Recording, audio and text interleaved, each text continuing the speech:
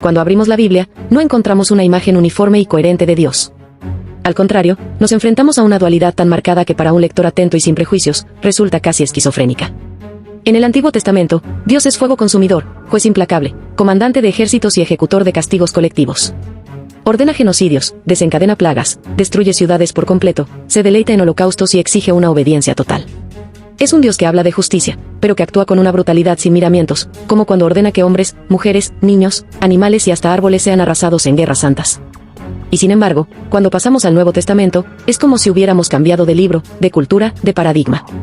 De repente, ese mismo Dios es amor, perdón, misericordia. Envía a su Hijo para salvar al mundo, no para condenarlo. Proclama bienaventurados a los pobres, los pacíficos y los perseguidos. La violencia es sustituida por la compasión. ¿Estamos hablando del mismo ser? ¿O estamos presenciando una reescritura teológica disfrazada de continuidad espiritual? La contradicción no es pequeña ni secundaria. Es una grieta profunda que cruza toda la historia de la fe judeocristiana. ¿Cómo se explica que el Dios que supuestamente es inmutable, eterno y perfecto actúe de maneras tan opuestas? La respuesta oficial suele ser que Dios actúa según los tiempos, o que en el Antiguo Testamento muestra su justicia, mientras que en el Nuevo se revela plenamente en el amor. Pero esas justificaciones suenan forzadas cuando se leen pasajes como el de 1 de Samuel 15, donde Dios ordena exterminar a los amalecitas, hombres, mujeres, niños, bebés de pecho, bueyes, ovejas, camellos y asnos. No es justicia, es exterminio. Y lo que es peor, se considera sagrado. El Dios de la guerra, el Dios del castigo, el Dios que exige temor. Frente a él, Jesús habla de amar al enemigo, de perdonar 70 veces 7, de poner la otra mejilla. Si Jesús es la imagen del Padre, entonces ¿por qué ese Padre actuaba como un dictador sanguinario durante siglos? ¿Cambió Dios, o cambiamos nosotros? Los estudiosos más honestos reconocen que lo que llamamos Dios en la Biblia, es el resultado de siglos de evolución religiosa, cultural y política. El pueblo hebreo no surgió de la nada con una teología monoteísta lista para exportar. En realidad, sus textos más antiguos reflejan una lucha interna entre distintos conceptos de lo divino. El término Elohim, por ejemplo, usado en el Génesis, es plural, literalmente, los dioses. La Biblia misma insinúa un pasado politeísta que fue progresivamente corregido por los redactores monoteístas. Y en ese proceso, el Dios Yahvé fue moldeado según las necesidades del momento, un Dios tribal y violento cuando se necesitaba identidad y defensa, un Dios compasivo y universal cuando se buscaba expansión espiritual. No fue revelación, fue adaptación. En los relatos más antiguos, Yahvé no es muy distinto a los dioses de otras culturas de Oriente Medio. Exige sacrificios, acepta ofrendas de animales, interviene en guerras, castiga con enfermedades y castigos naturales. Éxodo 25 dice que Dios es celoso, literalmente dice, yo, Yahvé, tu Dios, soy un Dios celoso. ¿Qué ser perfecto necesita celar? ¿Qué ser omnipotente necesita matar para ser respetado? Si tomáramos esos textos fuera del contexto religioso, y se los atribuyéramos a cualquier otro personaje, lo llamaríamos tirano, no divino. Pero la fe ha convertido lo aberrante en sagrado, y lo cuestionable en incuestionable. Con el tiempo, sin embargo, algo cambió. No necesariamente en Dios, sino en la mente humana. Durante el cautiverio en Babilonia, el contacto con otras religiones, el sufrimiento prolongado, y las reflexiones de los profetas fueron modificando la teología hebrea. Se comenzó a hablar de un Dios más espiritual, más ético, más cercano al corazón humano. Y cuando llegó Jesús, ese cambio se profundizó hasta el extremo. El Dios de Jesús no destruye, salva. No exige sacrificios, se ofrece a sí mismo. No impone miedo, ofrece consuelo. Pero incluso aquí hay una paradoja, la figura de Jesús solo tiene sentido si se acepta que el Dios anterior era cruel. Porque su sacrificio se presenta como la solución a la ira divina. Jesús muere, según la doctrina, para calmar la sed de justicia de un Dios que no podía perdonar sin derramamiento de sangre. ¿Qué clase de ser supremo impone esa condición? ¿Acaso no puede perdonar sin cobrar? ¿Es el amor condicionado por la violencia? La doctrina cristiana sostiene que Jesús no vino a abolir la ley, sino a cumplirla. Pero eso incluye todas las leyes brutales del Antiguo Testamento, desde la pena de muerte por adulterio hasta el castigo por trabajar en sábado. ¿Qué significa cumplir la ley si esa ley incluye horrores que hoy consideraríamos crímenes? La contradicción no es solo teológica, es moral. Y plantea una pregunta profunda, ¿estamos adorando a un ser perfecto o a una construcción humana perfeccionada con el tiempo? Porque si Dios es perfecto, debería haber sido siempre el mismo, justo, amoroso, sabio. Pero los textos nos muestran un proceso, una evolución.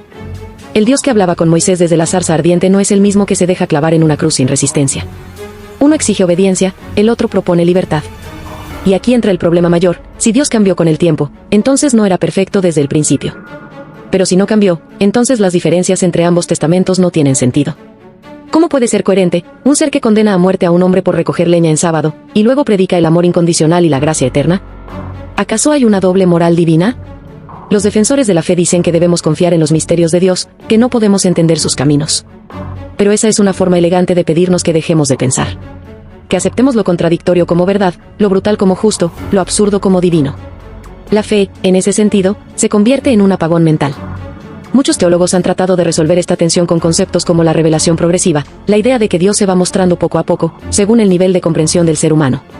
Pero esto implica que Dios permite siglos de errores, crímenes y dogmas equivocados antes de mostrar su verdadero rostro.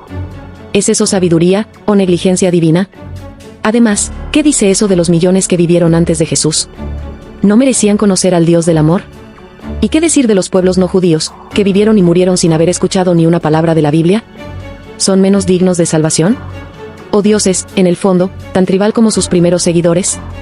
La idea de un Dios bifronte, amoroso y cruel, compasivo y vengativo, no es nueva. Muchas religiones antiguas tenían dioses de doble cara, creadores y destructores, protectores y castigadores. Lo nuevo fue presentar esa ambivalencia como un único ser supremo, indivisible e infalible. Y lo aún más insólito fue construir una ética universal sobre esa base fracturada. Porque al final, ¿cómo saber cuál rostro es el verdadero? Cuando ocurre una tragedia, ¿está actuando el Dios de la justicia o el del amor? Cuando alguien se salva, ¿es gracia o favoritismo? Cuando alguien sufre, ¿es castigo o prueba? La teología responde con ambigüedad, porque no puede responder con lógica. Y la ambigüedad es el terreno perfecto para la manipulación. La religión institucional, en sus distintas formas, ha explotado esta dualidad a su favor. Ha usado al Dios del Antiguo Testamento para imponer normas, castigos y sumisión. Y ha usado al del Nuevo para vender esperanza, consuelo y redención. Es un juego psicológico que lleva milenios funcionando. Porque el ser humano, enfrentado al abismo de su existencia, necesita certezas. Y si esas certezas vienen con contradicciones, no importa. Lo importante es tener algo a que aferrarse. Pero aferrarse a una contradicción no es fe, es negación. Ha llegado el momento de soltar la idea de un Dios hecho a imagen de nuestras necesidades. Porque eso es, al fin y al cabo, lo que hemos hecho, proyectar nuestras aspiraciones, temores, frustraciones y deseos sobre una figura todopoderosa que responde como un espejo. Si necesitamos orden, Dios es ley. Si necesitamos consuelo, Dios es amor. Si necesitamos justicia, Dios es juez. Pero entonces, ¿quién está creando a quién? ¿Es Dios el que nos moldea, o somos nosotros los que lo estamos reinventando constantemente para no perder el control? El verdadero viaje espiritual no es buscar al Dios perfecto, sino entender cómo hemos usado la idea de Dios para justificar lo injustificable, para validar estructuras de poder, para callar preguntas incómodas. Puede que el Dios de la Biblia no sea el Dios del universo, sino el reflejo de un pueblo en lucha, de una humanidad en conflicto, de una mente humana que todavía no ha aprendido a vivir con el misterio. ¿Por qué si Dios fuera realmente amor, no debería haberlo sido desde el principio? ¿No debería haber enseñado a amar, no a matar? ¿No debería haber perdonado, no exterminado? La dualidad de Dios en la Biblia no es una prueba de su complejidad divina, sino de nuestra confusión humana. Queremos un Dios que nos proteja, pero que también castigue a nuestros enemigos. Queremos un Dios que nos ame, pero que odie lo que odiamos. Queremos un Dios a la carta, y eso es exactamente lo que hemos fabricado. Por eso la Biblia tiene dos caras. No porque Dios tenga dos naturalezas, sino porque los hombres que escribieron sus libros tenían múltiples intereses.